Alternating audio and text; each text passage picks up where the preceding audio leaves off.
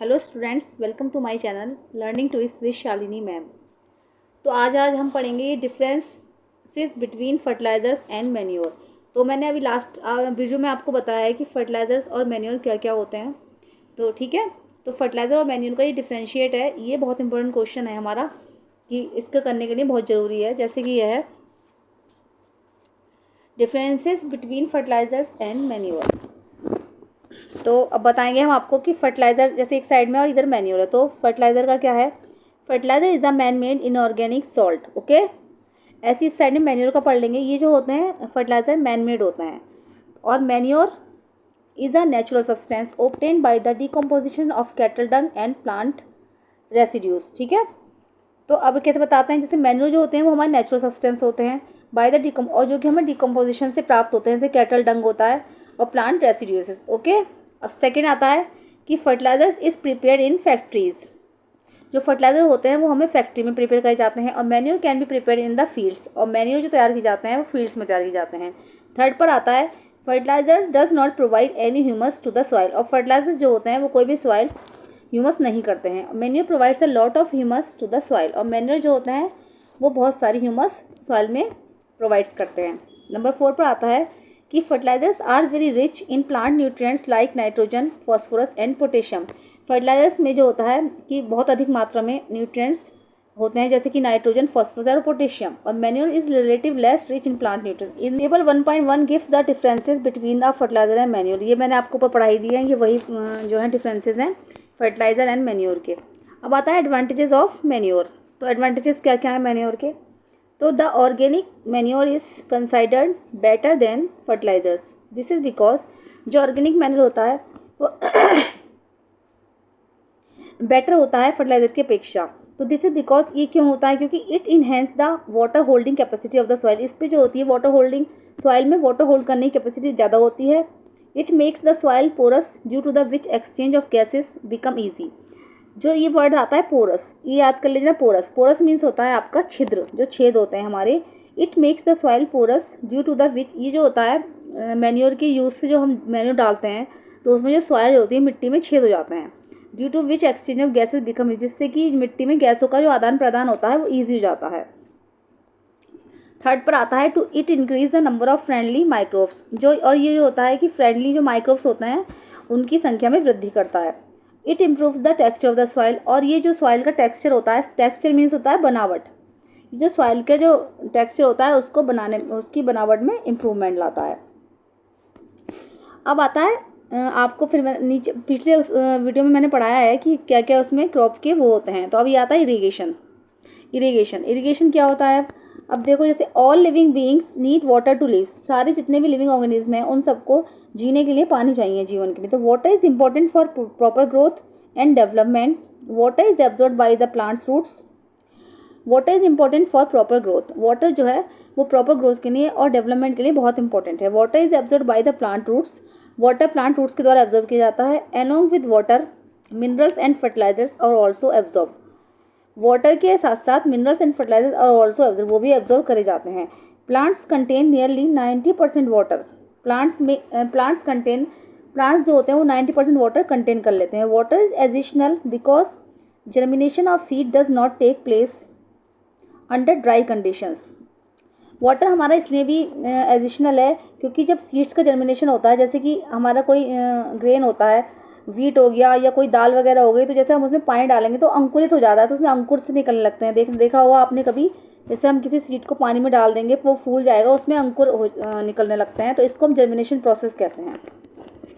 तो germination of seeds does not take place under dry condition. तो dry condition में जो है सीड्स का जर्मिनेशन नहीं हो पाएगा। Nutrients dissolve in water are transported to the each part of the plant. और जो प्लांट के जो न्यूट्रिएंट्स हैं, न्यूट्रिएंट्स डिजॉल्व वाटर के द्वारा ही जो न्यूट्रिएंट्स होते हैं प्लांट में वो डिजॉल्व हो जाते हैं और सारी रूट्स में पहुंचते हैं। Water also protects the crop from both frost and hot air currents. Water जो होता है वो हमारे क्रॉप को फ्रॉस्ट एंड हॉट एयर से प्रोटेक्ट करता है। To maintain the moisture of the soil for healthy crop growth. Water जो है हमारी क्रॉप की मेंटेनेंस के लिए बहुत ही ज़रूरी है। To maintain the moisture of the soil for healthy crop growth. Healthy फसल तभी उगेगी जब हमारी क्रॉप में थोड़ा सा मॉइस्चर जमा रहेगा। Fields have to be watered regularly, इसलिए हम खेतों में have to be water regularly, जिससे कि हमें पानी डेली डालना चाहिए, रेगुलरली उसमें वाटर छिड़कना चाहिए। The supply of water to crops at regular interval is called irrigation. जो वाटर का जो सप्लाई होता है, the supply of water to crops at regular interval मतलब टाइम टू टाइम इस खेतों में पानी देना इज कॉल्ड इरीगेशन। इसको हम इरीगेशन बोलते हैं। ओके, तो अब जैसे अब हमारा ये वाला क्वेश्चन भी बन जाता है इससे कि वाई इरीगेशन इज नीडेड, मतलब हमें इरीगेशन की आवश्यकता क्यों है। तो the supply of water it to crops at regular interval is called irrigation. एक तो कहते हैं इसको इरीगेशन है, और to maintain the moisture of the soil for healthy crop growth irrigation is needed. Okay, अब आता है कि the time and frequency of irrigation from crop to crop, soil to soil and season to season. जो the time and frequency of irrigation का जो time और frequency होती है वो समय समय पर बदलती रहती है, जैसे कि फसल से फसल, crop to crop, soil to soil, मिट्टी, और सीज़न टू सीज़न के हिसाब से बदलती रहती है। जैसे वीट क्रॉप होगी तो उसमें उसका इरिगेशन का लेवल अलग हो जाएगा, ग्रेन जो होंगे कोई सी पल्सेस होंगी तो उसमें अलग हो जाएगा। और इसी तरीके से मिट्टी का हिसाब भी होता है, जैसे कोई मिट्टी होती है, सॉइल होती है, वो ज़्यादा पानी एब्जॉर्व कर लेती है और कोई कम करती है। जैसे जो कम कर रही है तो उसको तो हमें वाटर की ज़्यादा ज़रूरत है नहीं, लेकिन जो ज़्यादा जो कम कर रही है उसमें ज़्यादा पानी की आवश्यकता है, और जो ज़्यादा सॉइल में वाटर जो एब्जॉर्व कर रही है उसके लिए इतने पानी की आवश्यकता नहीं है, उसमें अच्छी फसल ग्रो करेगी, उसमें हेल्दी होगी। तो उसी तरीके से सॉइल टू सॉइल भी ये सीजन बदलता रहता है, और सीज़न टू सीज़न भी बदलती रहती है। जैसे रेनी सीजन में अलग तरीके की इसकी फ्रीक्वेंसी होगी इरीगेशन की, विंटर में अलग होगी, समर में अलग होगी। Okay, in summer the frequency of watering is higher. Summer में जो होती है फ्रीक्वेंसी होती है वाटरिंग की वो हायर होती है, क्योंकि जैसे ज़्यादा धूप पड़ेगी तो पौधे ज़्यादा सूखेंगे, तो हमें इरिगेशन की जो फ्रीक्वेंसी है बढ़ानी पड़ेगी, हायर लेवल पे लेके जाएंगे उसको, तभी वो हमारी जो क्रॉप होगी वो ग्रो करेगी। Why is it so? Could it to due to be due to increase rate of evaporation of water from the soil and the leaves. ऐसा क्यों होता है, जो इवेपोरेशन की जो रेट होती है इंक्रीज क्यों हो जाती है water from the soil and the leaves. Okay, अब आता है आपका सोर्सेज ऑफ इरीगेशन। तो इरीगेशन के जो सोर्सेज हैं वो क्या क्या हैं? सोर्सेज ऑफ इरीगेशन, अब जैसे वाला क्वेश्चन भी आपका बन सकता है कि name the 2 sources of irrigation. इससे भी आपका ये कितना अच्छा क्वेश्चन बन गया, या ये आ सकता है कि 5 सोर्सेज दो, नेम 5 सोर्सेज ऑफ इरीगेशन। तो इरीगेशन क्या होता है, जैसे कि द सोर्सेज ऑफ इरीगेशन जो होते हैं वाटर के, वो होते हैं the sources of water for irrigation are wells, tubewells, ponds, lakes, rivers, dams and canals. Okay, the sources of water for irrigation are wells, tubewells, ponds, lakes, rivers, dams and canals। अब ये आता है traditional methods of irrigation. तो traditional method जो है irrigation के वो कौन कौन से हैं? The water available in wells, lakes and canals is lifted up by different methods in different regions for taking it to the fields. The water available in wells, lakes and canals is lifted up by different methods in different regions for taking it to the fields। जब हम खेतों में पानी डालते हैं तो जो Wales में हमारे वाटर अवेलेबल होता है, लेक्स में होता है, कैनाल्स में होता है, तो उसे लिफ्टेड अप, उसे लिफ्ट करके खींच के different methods in different region, अलग अलग क्षेत्रों में अलग अलग तरीक़ों से पहुँचाया जाता है खेतों में अपने, for taking it to the fields. Cattle और human labour is use in these methods. इसमें पशु और ह्यूमन लेबर जो होते हैं मनुष्य is used in this methods में यूज़ किया जाता है। So these methods are cheaper but less efficient. The various traditional methods are, एक तो होता है मोट, इसको कहते हैं पुली सिस्टम, मोट है और ये पुली सिस्टम है। तो मोट ये रहा, मोट में क्या है, इसमें देखो आप, जैसे इसमें यहाँ से ये पुली लगी होती है और इसमें नीचे से एक बकेट डाली जाती है, ये कैनाल से निकल रहा है पानी, और ये बकेट से पानी खींच के इधर से लौटा जाता है। और जब ये पानी इधर से लौटते हैं, बार बार इधर से पानी निकल जाता है तो इधर की साइड चला जाता है। ये हमारी फसल लग रही है, तो जब पानी हम डालेंगे तो इस रास्ते से पानी जाएगा, तो इस वाले पौधे को ज़्यादा पानी मिलेगा, इधर को फिर धीरे धीरे करके लेस होता चला जाएगा। फिर दोबारा इधर से करेंगे, दोबारा फिर बाल्टी भरेंगे, फिर इधर से डालेंगे, तो फिर आगे जाएगा पानी। तो पानी जो सेम रास्ते जाता है फिर आगे क्यों नहीं पहुँच पाता है? तो जो फर्स्ट में है तो उधर सही तरीके से पहुंच जाएगा पानी, और पीछे जाके वो धीरे हो जाता है। तो इस तरीके से इससे ज़्यादा मेथड को इजी नहीं समझा जाता, लेकिन ट्रेडिशनल मेथड है इरिगेशन का, पहले समय में ये यूज़ होता था। अब सेकंड जो मेथड है इसका आता है चेन पंप। ओके, अब चेन पंप का देख लेंगे आप। चेन पंप ये रहा। चेन पंप में क्या होता है, चेन पंप में एक पुली लगी होती है और उससे साइड से एक बाल्टी बंधी होती है, और जो ये है, ये आपने एस्केलेटर देखा होगा, मॉल्स में लगा होता है, तो सेम एस्केलेटर की तरह से ही होता है ये। तो जो उसमें एक जैसे हम चढ़ते हैं तो उसमें एक चेन होती है, साइड से चेन घूमती रहती है और वो चलता रहता है साइड से। तो उसी तरीके से ये प्रोसेस है, ऐसे चलता है और पुली से घूमता है। यहाँ पर एक बाल्टी बनी है, तो बाल्टी से जो पानी निकलता है वो बाल्टी से पानी लेता, वो जैसे यहाँ पर बनाई है नहीं पिक्चर पूरी से, यहाँ पर कोई तालाब वगैरह होगा, बनाया नहीं है, तो जैसे बाल्टी से घूमता है और ये पानी यहाँ से लेता है, फिर घूम के इधर से वो लौट दे जाता है और पानी ये कैनाल में फसलों तक पहुँचाते हैं। एक तरीका तो हमारा ये वाला हो गया चेन पंप। थर्ड पे आता है आपका ढेकली। ढेकली भी वही प्रोसेस है। ढेकली में एक लॉक बना होता है रॉड टाइप की, और यहाँ पर एक पत्थर लगा होता है, उधर की साइड एक बाल्टी होती है। जब हम बाल्टी को वेल के अंदर डालेंगे तो उसका जो पत्थर है ये निकाल लिया जाता है और बाल्टी इसके अंदर चली जाती है, और बाल्टी से जब पानी लौटते हैं तो पत्थर फिर लगा देते हैं और बाल्टी से जो पानी आता है वो खेतों में लौट दिया जाता है। ये सब खेत बनना है, ये बननी है, इसमें सब खेतों में फसलों में पहुँचाया जाता है। ये तो हो गया ढेकली। एंड फोर्थ पर आता है आपका लीवर सिस्टम, राहत। तो लीवर सिस्टम में क्या है, इसमें एक ये पुली लगी होती है, इसमें बाल्टियाँ लगी हुई होती हैं और यहाँ पर एक रॉड टाइप की बनाई होती है। ये कैटल बांध देते हैं इसके सिर से, तो जब ये चलती है तो ये जब घूमता है तो बाल्टियों से जो पानी आता है वो लौट के खेतों में पहुँचाया जाता है। ओके, तो लीवर सिस्टम भी इस कार्य पे काम करता है। तो पंप्स आर कॉमनली, अब जो होता है pumps are commonly used for lifting water, diesel, biogas, electricity and solar energy is use to run these pumps. Pumps are commonly use, अब अधिकतर जो होता है पंप्स प्रयोग करे जाते हैं। तो for lifting water, diesel, biogas, electricity and solar energy भी कभी कभी इज़ यूज टू रन इन पंप्स के लिए काम आती है। अब आता है कि मॉडर्न मेथड्स ऑफ इरिगेशन। अब इरिगेशन के जो मॉडर्न मेथड्स हैं वो कौन कौन से हैं। ओके, तो modern method of irrigation help us to use water economically, कि जो मॉडर्न मेथड्स हैं वो हमारे इकोनॉमिकली हैं। तो इकोनॉमिकली मीन्स क्या होता है, इकोनॉमिकली मीन्स होता है बिना वेस्ट किए हुए। ओके, तो जो मॉडर्न मेथड्स हैं इरिगेशन के help us to use water economically. The main methods use are as follows. Sprinkler system, एक होता है sprinkler system. This system is more useful on the uneven land where sufficient water is not available. This system is more useful, ये जो system है हमारा बहुत अधिक useful है on the uneven land where sufficient water is not, उस land के लिए जहाँ पर वाटर जो है सफिशिएंट वाटर नॉट अवेलेबल, वहाँ पर अवेलेबल नहीं है। The perpendicular pipes having rotating nozzles on the top.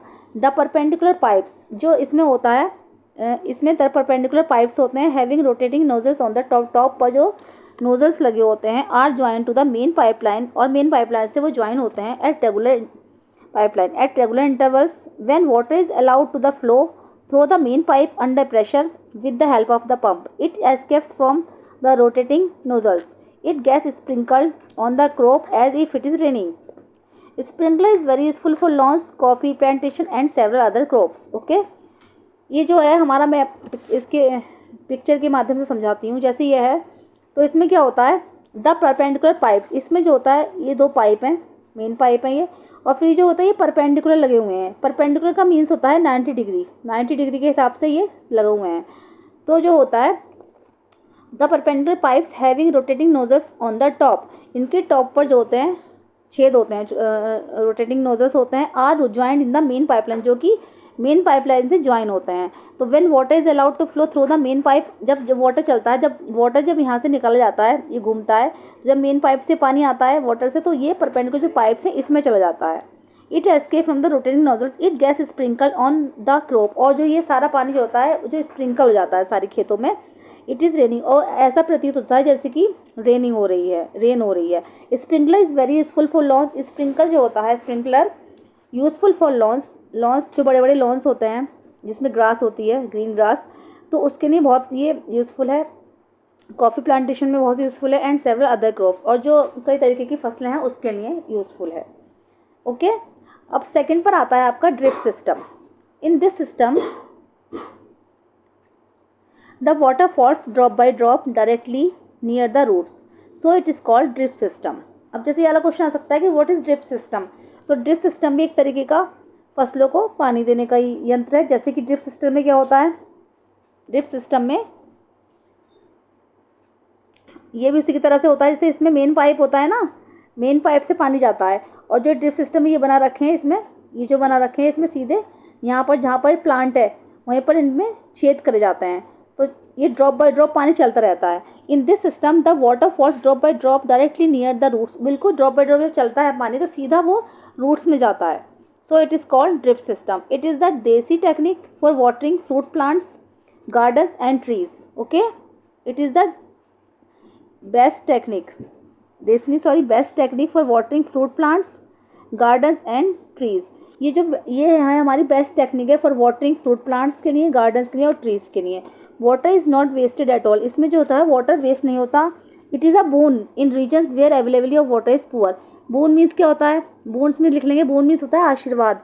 It is a boon in regions, ये उन रीजन्स के लिए आशीर्वाद है where availability of water is poor, जहाँ पर पानी की सप्लाई कम है। ओके,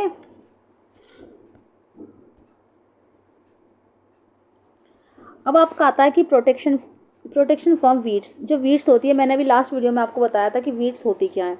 तो वीड्स वही होती हैं अनचाहे प्लांट जो उग आते हैं खेतों में, उनको हम वीड्स बोलते हैं। तो वीड्स जो होती हैं वो वीड्स हमारी फसल के लिए नुकसानदायक होती हैं, क्योंकि जब न्यूट्रिएंट्स होते हैं, पोषक तत्व जब हम उसमें छिड़कते हैं पौधों में जब जाने चाहिए, तो जब वीड्स बराबर में उग आती हैं तो जो पोषक तत्व होते हैं वीड्स में जाते हैं, बाद में फिर पौधे में जाते हैं, तो वो बढ़ जाते हैं, तो जिससे भरपूर पोषक तत्व जो होते हैं पौधे को नहीं मिल पाते हैं। तो इसलिए जो अनचाहे वीड्स होते हैं उनको हमें निकालना बहुत ज़रूरी है। तो बूझो एंड पहेली went to a nearby wheat field and saw that there were some other plants in the field growing along with wheat plants. Okay. In a field, many other undesirable plants may grow naturally along with the crop. In a field, आपने देखा होगा कि in a field many other undesirable plants may grow naturally along with the crop. These undesirable plants are called weeds. What is weeds? अगर ये वाला question आपके लिए आता है कि क्या होते हैं, तो आप बता देंगे कि when in a field many other undesirable plants may grow naturally along with the crop, these undesirable plants are called weeds. Okay, ये क्वेश्चन आपका यहाँ से बन गया है। The removal of weeds is called weeding. और जब हम इन वीड्स को निकालते हैं तो इन वीड्स का जो रिमूवल करना होता है उसको हम क्या कहते हैं, वीडिंग। ठीक है, अब आता है आपका weeding is necessary since weeds compete with the crop plants for water, nutrients, space and light. Thus they affect the growth of the crop. The removal of weeds is called weeding, और weeding is necessary क्योंकि weeding हमारी बहुत ज़रूरी है, क्योंकि since weeds की वजह से with the crop plants जो होती हैं for water, nutrients, space and light उसे भरपूर मात्रा में नहीं मिल पाते हैं, जिससे कि affect the growth of the, जिससे कि जो crop होती है हमारी उस पर अफेक्ट पड़ता है, उसकी ग्रोथ पे अफेक्ट पड़ता है। Some weeds interfere even in harvesting and may be poisonous for animals and human beings. कुछ वीड्स जो होते हैं जब हम फसलों की कटाई करते हैं, हार्वेस्ट करते हैं उसको, तो उसके साथ ही आ जाते हैं वो, तो जिससे कि उसमें से कुछ पॉइजनस भी होते हैं फॉर एनिमल्स एंड ह्यूमन, पशु और मनुष्य के लिए भी कुछ भी जो वीड्स होते हैं वो पॉइजनस होते हैं। जैसे कि हमने एक को काटा, उसको वीट की खेती को काटा, उसके साथ हमने वीड्स को भी काटा, तो सही समय से निकाल देना चाहिए उसको। नहीं निकालेंगे तो जैसे उसका एक बीज निकला तो बीज उसमें चला गया, तो उसमें अंकुर से और दोबारा वीड्स निकल जाएंगे, तो समय समय पर हमें उसकी छटाई करते रहना चाहिए, वीडिंग करना चाहिए। मतलब जो वीड्स को निकालने को तो बोलते हैं वीडिंग, इसीलिए हमें उसकी वीडिंग बहुत ज़रूरी है। Farmers adopt many ways to remove weeds and control their growth. Farmers जो होते हैं वो adopt many ways to remove, वो जो उसके वीड्स की कंट्रोलिंग के लिए और ग्रोथ के लिए अडॉप्ट मैनी वेज, उसे हटाने के लिए बहुत सारे तरीके अपनाते हैं। जैसे tilling before sowing of crops helps in the uprooting and killing of weeds. Tilling जो होती है, सोविंग से पहले जो टिलिंग होती है, tilling before sowing of crops helps in uprooting and killing, वो अप्रूटिंग और किलिंग, वीड्स की किलिंग के लिए ज़रूरी है। विच में then dry up and get mixed with the soil, जिससे कि वो ड्राई हो जाते हैं एंड गेट मिक्स विद, और सॉइल के साथ मिक्स हो जाता है। The best time for the removal of weeds is before they produce flowers and seeds. The best time for the removal of weeds are before they produce flowers and seeds. मतलब best time है for the remove of weeds is before, जैसे उस पर flowers आ जाते हैं तो flowers के आने से पहले वीड्स को हमें रिमूव कर देना चाहिए, और सीड्स के आने से पहले। The manual removal includes physical removal of weeds by uprooting और cutting them close to the ground from time to time. इसे हमें टाइम से टाइम पर कटिंग और क्लोजिंग करते रहना चाहिए। This is done with the help of khurpi, a seed drill, is also use to uproot weeds. Okay, ये सब जो काम किया जाता है खुरपी की हेल्प से कर सकते हैं और सीड ड्रिल की हेल्प से कर सकते हैं। Is also use to uproot weeds. अब आते हैं, अब जैसे आता है कि weeds are also controlled by the using certain chemicals called weedicides. Weeds को हम किस सर्टेन केमिकल्स आते हैं कुछ, उसके द्वारा भी कंट्रोल किया जा सकता है, जिसको हम बोलते हैं weedicides. Like 2,4-D, these are spread in the fields to kill the weeds. इन वीड्स को मारने के लिए, हटाने के लिए दीज आर स्प्रेड, हम खेतों में स्प्रे करते हैं। They do not damage the crops, और वो फसलों को डैमेज नहीं करते हैं। The weedicides are diluted with water to the extent required and spread in the fields with the sprayer. जो वीडिसाइड्स होते हैं वो वाटर के साथ डाइल्यूट हो जाते हैं in the two the extent required and spread in the fields with the sprayer. एक स्प्रेयर की सहायता से उसको हम स्प्रे कर जाता है खेतों में। तो स्प्रेयर तो आपने देखा होगा, स्प्रेयर क्या होता है, स्प्रे होता है सैलून में। Okay, why before storing we, ये क्वेश्चन बन जाता है जैसे कि why before storing we need to dry our food grains. मतलब हमें स्टोरिंग से पहले फूड ग्रेन्स को सुखाना क्यों जरूरी है, ड्राई करना क्यों जरूरी है। तो इसका आंसर भी आप दे देंगे। ओके, अब जैसे ये आता है, as already mention the weedicides are spread during the vegetative growth. जैसे कि मैंशन है कि द वेजिसाइड्स आर स्प्रेड कर जाते हैं ड्यूरिंग द वेजिटेटिव ग्रोथ से पहले, of weeds before flowering and seed formation. Spraying of weedicides may affect the health of farmers. ये जो होता है, हम जब स्प्रेइंग करते हैं वीडिसाइड्स का, तो ये फार्मर्स की हेल्थ पर भी इफेक्ट डाल सकता है। So they should use this chemicals very carefully. इसलिए वो इनका जो उपयोग करते हैं बहुत ही केयरफुली करते हैं। They should cover their nose and mouth with a piece of cloth during spraying this chemical. इसीलिए वो इन सब चीज़ों को छिड़कते टाइम अपनी माउथ और नोज़ को कवर कर लेते हैं। आपने देखा होगा पिक्चर में भी कि मास्क लगाकर वो करा जा रहा है, इसीलिए जिससे कि उनकी हेल्थ को कोई नुकसान ना हो। ओके, अब आता है आपका question harvesting. Harvesting, what is harvesting? Harvesting क्या है? तो harvesting of a crop is an important task. एक क्रॉप का जो हार्वेस्टिंग जो है एक इम्पॉर्टेंट टास्क है। The cutting of crop after it is mature is called harvesting. फसल जब हमारी मैच्योर हो जाती है तो उसकी जो कटिंग होती है उसको हम हार्वेस्टिंग बोलते हैं। In harvesting crops are pulled out और cut close to the ground. Harvesting में जो क्रॉप्स होती है हमारी पुल्ड आउट और cut close to the ground से खींच ली जाती है, कट करी जाती है। It is usually takes 3 to 4 months for a cereal crop to mature. It usually takes, cereal crops जो होती है एक, उसके लिए इट इज़ यूजुअली टेक्स 3 से 4 months मैच्योर होने के लिए काफ़ी हैं। जैसे कि अगर हमने जुलाई में कोई फसल उगी है हमारी, जुलाई में हुई तो जुलाई में अगर हुई है तो कौन कौन से होगा? जुलाई, अगस्त, सितंबर और अक्टूबर। अगस्त, सितंबर, अक्टूबर और नवंबर।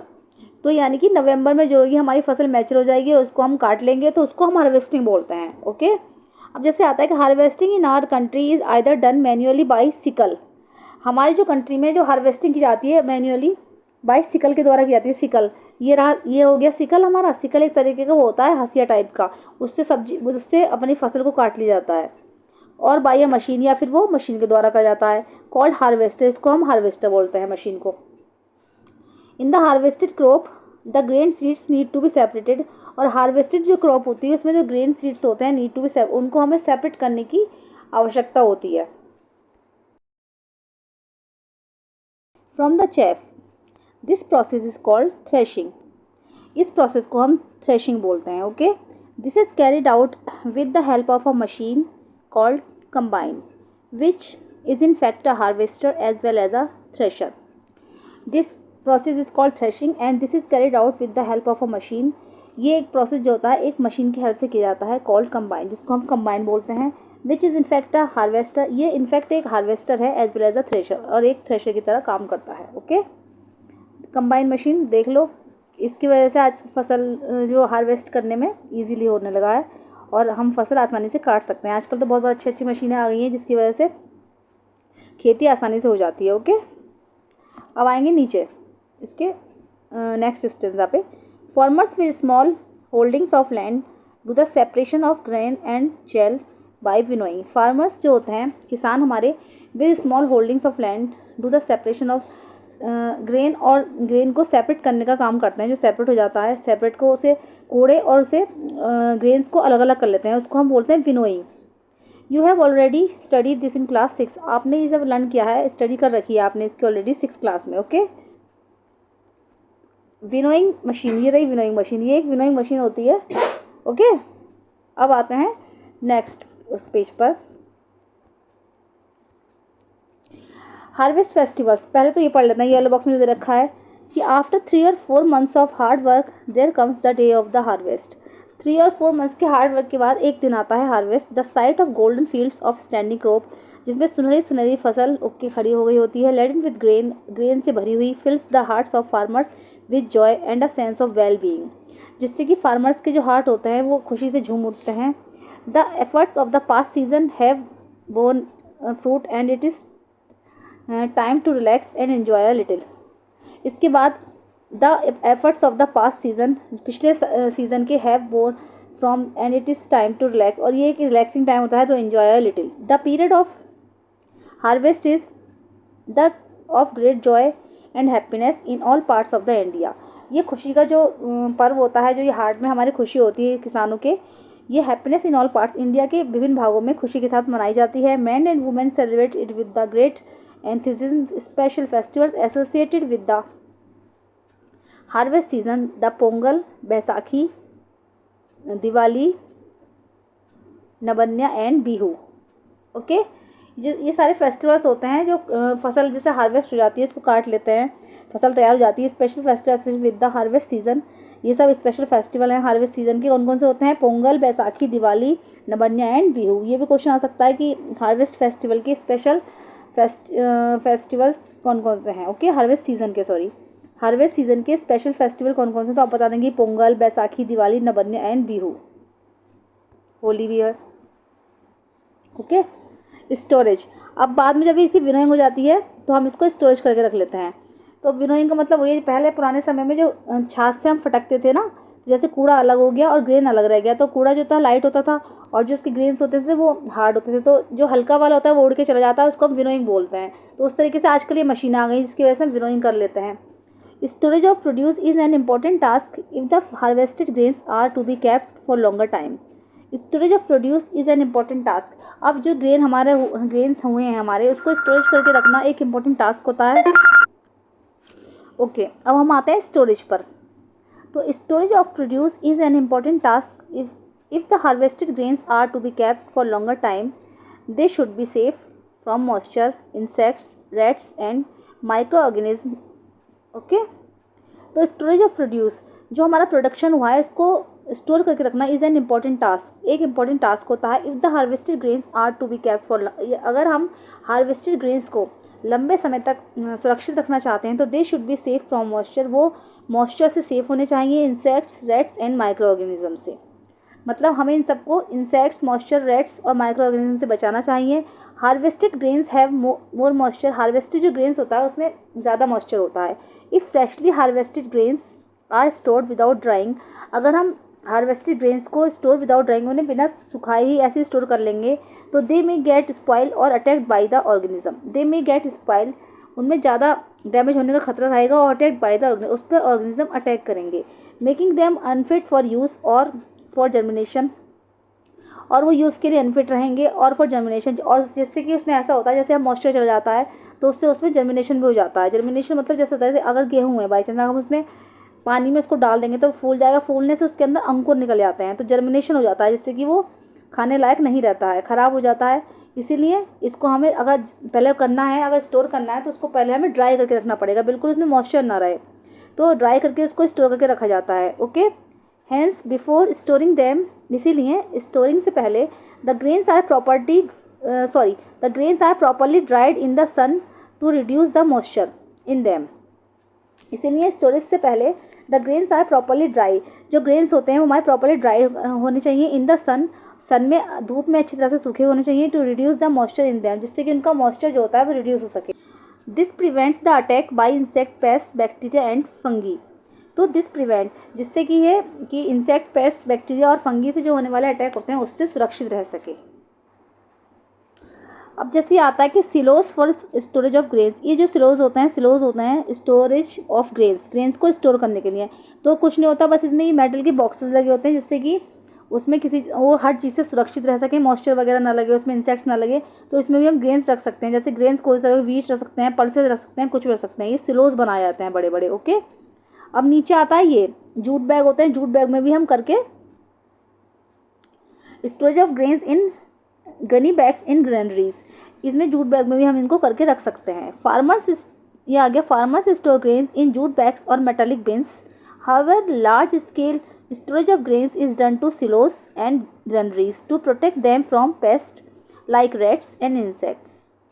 Okay, farmers store grains in jute bags. Farmer जो होते हैं जूट बैग्स में इनको स्टोर कर लेते हैं ग्रेन्स को, या फिर मेटेलिक बिन्स कर लेते हैं। हाउएवर लार्ज स्केल, तो large scale storage of grains is done, अगर लार्ज स्केल पर ग्रेन्स को हम स्टोर करते हैं इन सिलोज, तो सिलोज में करा जाता है उनको। ये मेटल के बॉक्सेस होते हैं बड़े बड़े, तो उसमें अगर लार्ज स्केल पर कर रहे हैं तो सिलोज बोला जाता है। And granaries to protect them from pest, उससे पेस्ट से प्रोटेक्ट करने के लिए, लाइक रेट्स एंड इंसेक्ट्स से। Okay, and dry neem leaves are used for storing food grains at home, अगर घर पे रखते हैं इनको स्टोर करके तो हम कभी कभी ड्राई नीम लीव्स जो होती हैं उसके अंदर रख देते हैं। For storing large quantities of grains in big godowns, specific chemical treatments are required to protect them from pest and micro organisms.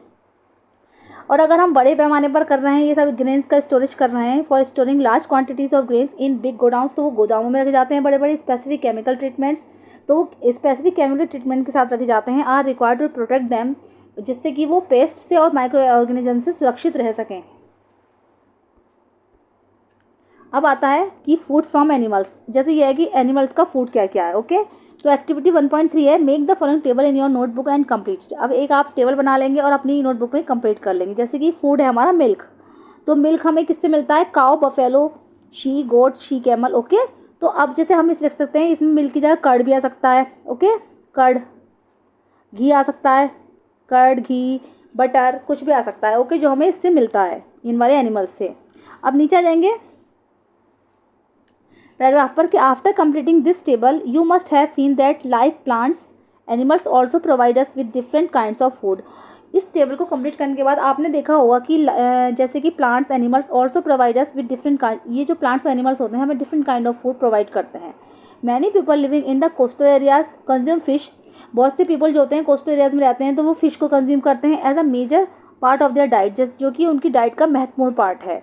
In the previous classes you have learn about the food, आपने जो previous classes में पढ़ा था food के बारे में पढ़ा था कि that we obtain from plants, जो कि हम प्लांट से प्राप्त करते हैं। We have just seen that the process of crop production, अब हमने देखा कि process of crop production involves a number of steps like selection of seeds, sowing etcetera.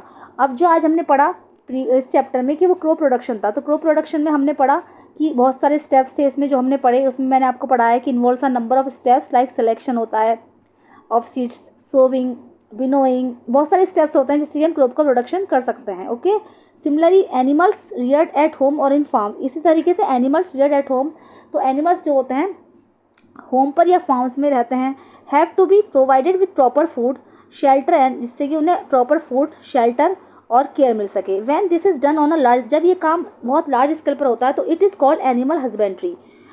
जैसे हमने क्रॉप प्रोडक्शन पढ़ा उसमें मतलब सीड्स को किस तरीके से करते हैं कि सीड्स का सिलेक्शन करते हैं, सीड को विनोइंग करते हैं और सोविंग करते हैं, बहुत सारे स्टेप्स थे। इसी तरीके से एनिमल्स के भी स्टेप्स होते हैं। जब एनिमल्स होम में रहते हैं या फिर फार्म्स में रहते हैं तो have to provided with proper food, उनको जिससे कि फूड, शेल्टर और केयर मिल सके। अगर ये काम सब बड़े पैमाने पर होता है which when this is done on a large scale, तो it is called animal husbandry. Okay, जैसे ये क्वेश्चन है कि व्हाट इज़ एनिमल हस्बेंड्री, तो आप बता दोगे कि when animals reared at home or in a farms have to be provided with proper food, shelter and care. When this is done on a large scale, it is called animal husbandry. अब जैसे next page पर है आपका keywords. Keywords बहुत important होते हैं, जैसे कि यह है एग्रीकल्चरल प्रैक्टिसेस, पढ़ लेंगे आप। एनिमल हस्बेंड्री मैंने भी बताया, एनिमल हस्बेंड्री में क्या होता है, एनिमल्स जब लार्ज स्केल पर होते हैं कि उनका शेल्टर और फूड केयर के लिए उसको रखा जाता है एनिमल्स को, तो वो एनिमल हस्बेंड्री कहलाती हैं। ओके, क्रॉप का पता ही है आपको, फर्टिलाइजर्स और मैन्योर्स मैंने बताया था अभी प्रीवियस वीडियो में। Granaries, harvesting, irrigation, kharif, manure, plough, rabi, seeds, silo, sowing, storage, threshing, weeds, weedicide और विनोइंग। ये सब इंपॉर्टेंट डेफिनेशन है, आपको ये सारी डेफिनेशन जो मैंने भी पढ़ाई है इस लेसन में सारी पता होनी चाहिए। जैसे कि आप जैसे इन कीवर्ड्स को देखो, सारी डेफिनेशन अच्छे से याद कर लो। जब आप इन कीवर्ड्स को देखो तो आपको ये डेफिनेशन तुरंत दिमाग में आ जानी चाहिए कि हमें ये कैसे करना है। ओके, अब जैसे ये इसमें भी कुछ इंपॉर्टेंट पॉइंट होते हैं, जैसे हार्वेस्टिंग, ये सबसे पहले ऊपर से लेके चलते हैं। In order to provide food to a growing population we need to adopt certain agriculture practices. ये एग्रीकल्चर प्रैक्टिस का मिल गया है। Same kind of plants cultivated at a place constituted a crop. Okay, अब जैसे हस्बेंड्री का इसका पता है आपको, एनिमल हस्बेंड्री आप उसमें से लिख लोगे। सोविंग क्या होती है, विनोइंग क्या होती है। अब इरिगेशन की डेफिनेशन जैसे ये रही, supply of water to crops at appropriate intervals is called irrigation. ये रही। इस तरीके से ये छोटी छोटी चीज़ें हैं जो इसमें से भी कर सकते हो आप। वीड्स क्या होता है, weeding involves removal of unwanted and uncultivated plants called weeds कहते हैं। जो अनचाहे घास उग जाती है उसमें, उसको हम वीड्स कहते हैं। Harvesting is the cutting of the mature crop manually और बाय मशीन्स। हार्वेस्टिंग जो होती है वो is the cutting of the mature crop. जब हमारी फसल बिल्कुल मैच्योर हो जाती है तो उसकी जो कटिंग होती है मैन्युअली और बाय अपने आप या फिर मशीन से, उसको हम हार्वेस्टिंग बोलते हैं। Separation of the grains from the chaff is called threshing बोलते हैं। Proper storage of grains is necessary to protect them from pest and micro organism. मतलब ग्रेन्स को जो हमें रखना है, ये भी आ सकता है कि नेसेसरी क्यों है, ये इसकी नीड क्यों है हमें, तो बता देंगे proper storage of grains is necessary to the protect them from pest and micro organisms.